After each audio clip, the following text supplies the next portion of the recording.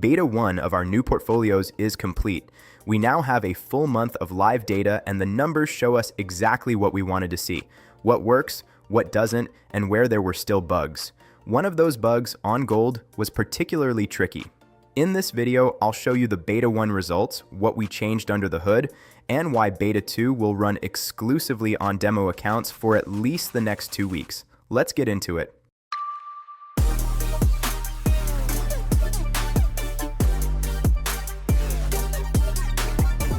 Disclaimer. Quick heads up. Yes, I'm an AI avatar. Trading Swarm is our English channel. The German original is Kaspareit Trading. We've now made the entire system available in English. The same portfolios, the same approach. As always, this is not investment advice. Trading involves risk. Only trade money you can afford to lose. Why run a beta at all? Quick context for anyone watching for the first time. When we develop a new portfolio, the backtest is just the first step. Walk forward, Monte Carlo, out of sample. We covered all of that in detail in one of our earlier videos. The link will appear at the end of this video. But between a clean backtest and the real world, there's a step you can't simulate in a computer.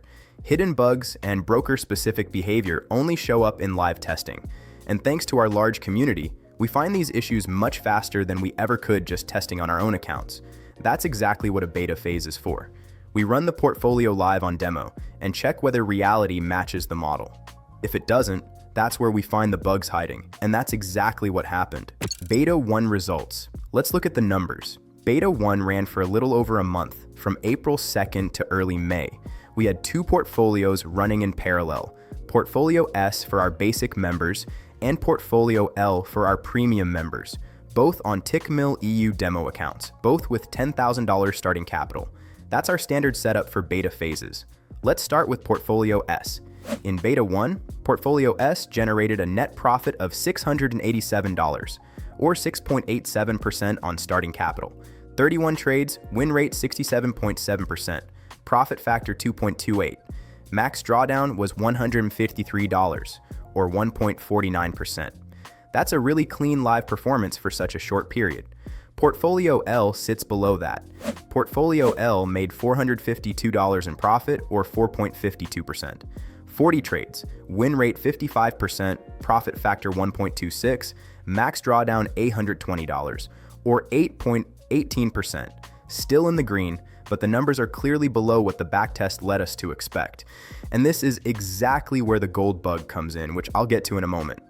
Portfolio L has more strategies and therefore more gold exposure. If we strip the bug effect out of the numbers, we land right back in the corridor we know from the backtest. What's important to keep in mind: 1 month is not statistically significant. You can't draw final conclusions about a strategy from this short a window. But what you can see is whether the mechanics work, whether execution is clean, whether position sizes make sense, whether the safety mechanisms kick in as designed.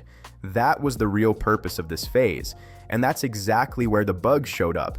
They would never have surfaced in a normal backtest because they're tied to live execution conditions or to market movements that happened after the strategies were developed. The biggest find was on gold, backtest of both portfolios. Before we dig into the gold bug, I want to show you something else. We officially launched Beta 2 on May 12th, meaning with the fixed strategies. And in parallel, we reran the backtest of the fixed versions, all the way from 2020 to today. Both portfolios, $10,000 starting capital, standard risk level 1, and deliberately with fixed lot sizes, meaning no compounding effect. This keeps the numbers realistic and unbiased, because past gains can't artificially inflate today's lot sizes. Portfolio S, $10,000 grows to $25,000 and $156. That's $15,000 and $156 in net profit over nearly 6 years, with a max drawdown of just 5.4%.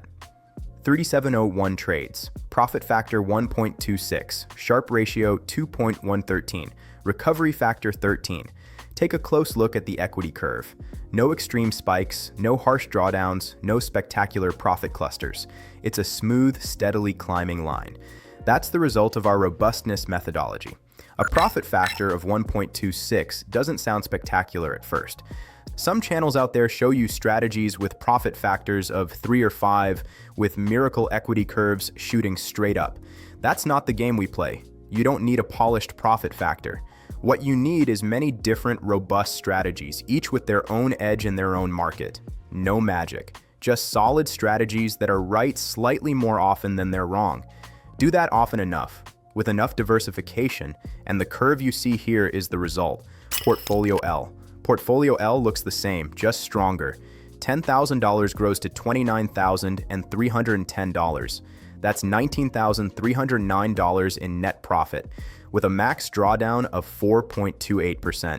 4,282 trades, profit factor 1.33, Sharpe ratio 2.47, recovery factor just under 21. More strategies, more markets, more diversification. The curve becomes visibly smoother. A note on context: we don't evaluate performance by individual days or weeks. Through our Monte Carlo simulation, we've defined a corridor that shows us what's within the expected range. As long as we're inside that corridor, everything is on track. And this is important. Live drawdown can run higher than backtest drawdown, in the worst case up to double. That's exactly what the Monte Carlo simulation is for, to give us a realistic corridor. Risk levels and the multiplier effect. What you just saw is risk level 1. That's our standard setting and what we recommend for most users, especially for prop trading or funded accounts. But the bot has a risk dial that lets you scale the risk up. Let's see what happens at risk level 3. Portfolio S at risk level 3. Same $10,000 starting capital, same 3,701 trades, same strategy, same time period. But instead of $25,156, you end up at $748,446.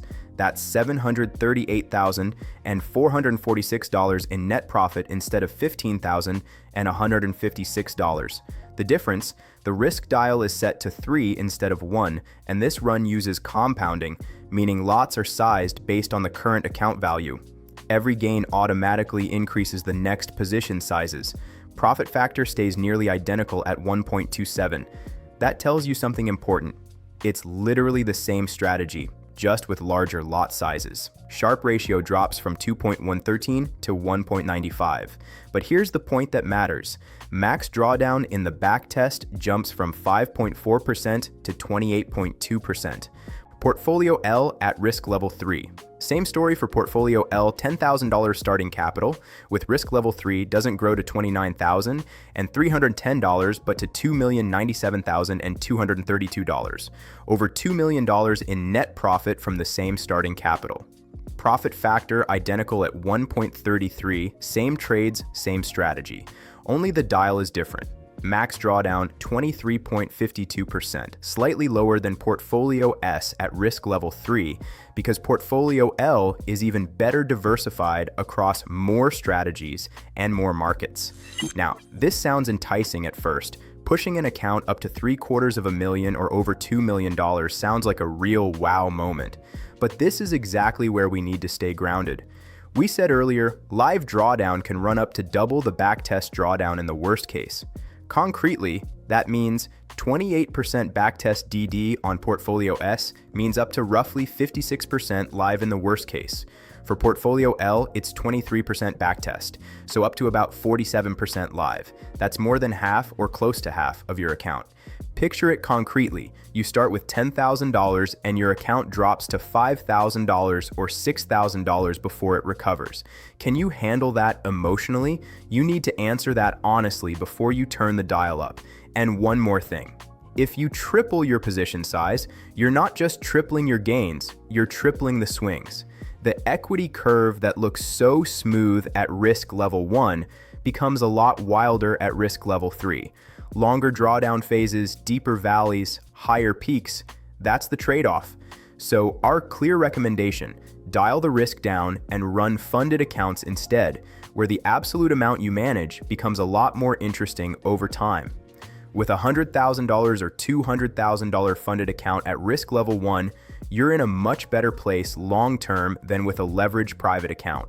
These portfolios are built for robustness. But if you crank up the risk, even the most robust portfolio hits its limits. You can build wealth faster, but you can also lose faster. There are always two sides to the coin. And one more time, very clearly, risk level 3 is not for prop trading or funded accounts. Most prop firms have drawdown limits between 5% and 10%.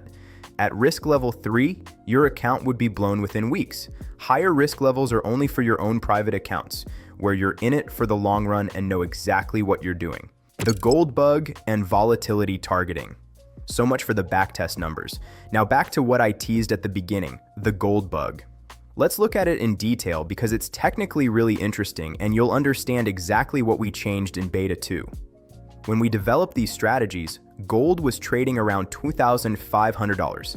Today, it's above $4,700. That's nearly a doubling in price, but the actual problem isn't the price itself. The actual problem is volatility. Gold today is roughly 3 times as volatile as the backtest historical average.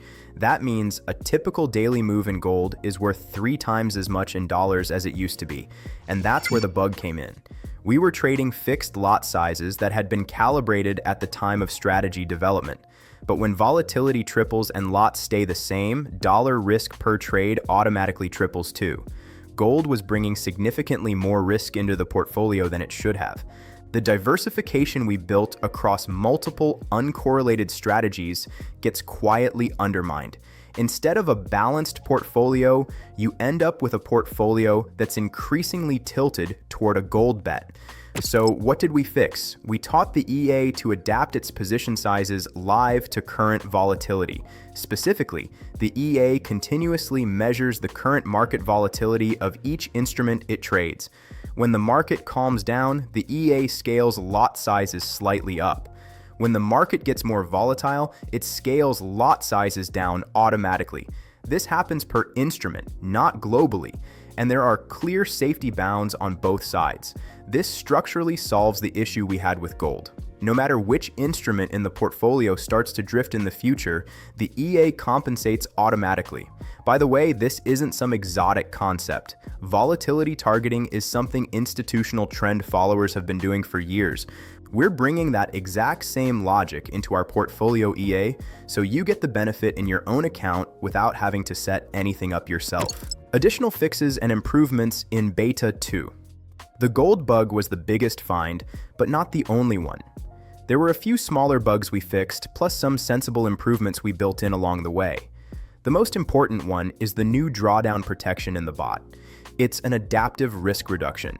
As soon as your account moves into a drawdown, the bot scales lot sizes down automatically and linearly. The deeper the drawdown, the smaller the lots. When the account recovers, lot sizes scale back up just as automatically.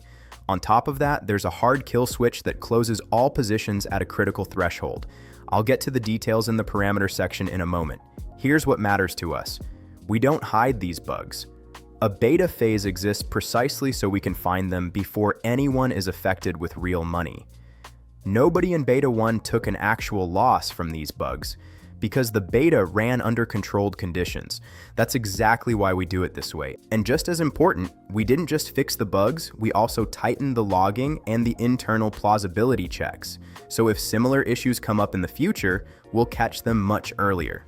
That's also part of what's new in Beta 2. The parameters in the Beta 2 bot. To make sure you really understand the bot in Beta 2, let's go through the most important parameters. We've deliberately kept this lean. Few parameters, each with a clear effect.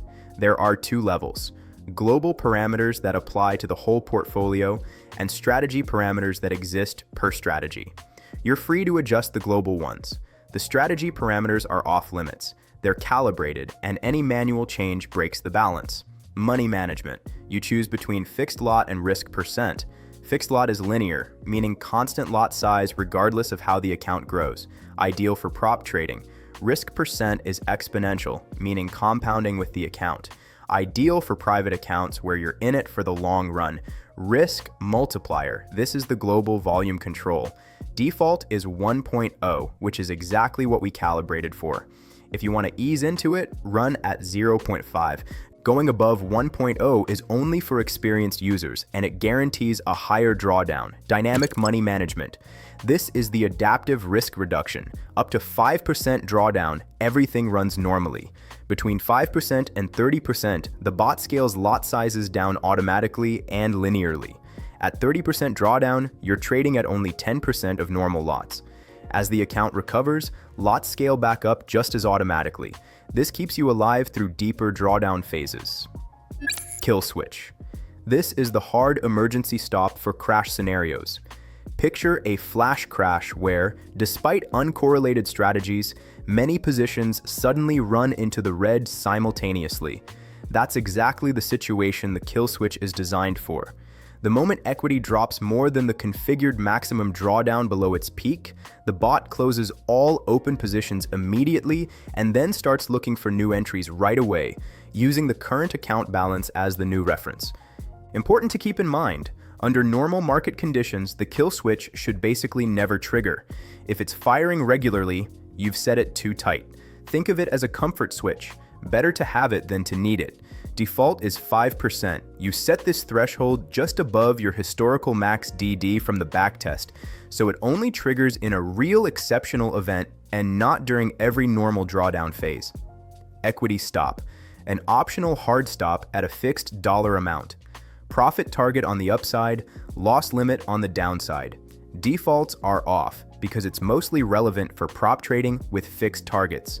3 protection layers work orthogonally. Dynamic slows the drawdown by reducing lots. Kill switch makes a hard cut at a relative threshold. Equity stop ends the session at an absolute dollar value. You don't have to use all 3, but they complement each other. Full parameter documentation is available in the member area. What Beta 2 is testing. Now to the most important part for you. What happens from here?